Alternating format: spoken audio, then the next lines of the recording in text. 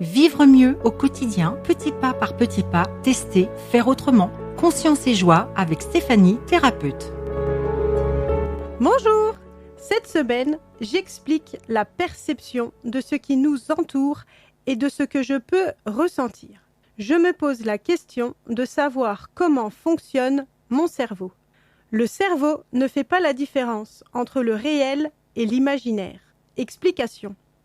Si je pense, si j'imagine quelque chose de positif, d'agréable, alors je me projette dans cette réalité réelle, qui a pu avoir lieu à un moment donné, et je vais ressentir exactement les mêmes bienfaits que quand j'ai vécu cette situation.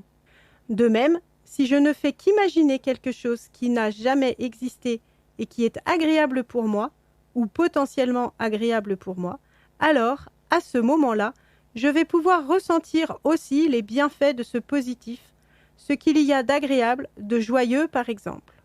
Attention, de la même façon, si j'imagine, si je pense à quelque chose de triste ou de désagréable, alors je me remets dans cette position et je vais à nouveau ressentir ce qu'il y a de triste ou de désagréable pour moi.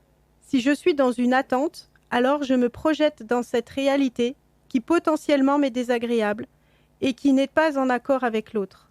Cela rejoint le fait de ne pas faire de suppositions qui amènent le cerveau à vivre des doutes, des peurs qui ne sont bénéfiques pour personne.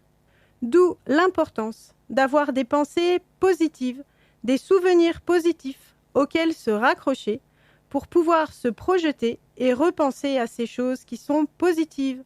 C'est ce qui est utilisé dans le journal de bonne humeur ou le pot à bonheur par exemple. Petit pas par petit pas, je teste par moi-même et j'ose faire autrement. Et vous, c'est quand ? Testez et vous verrez.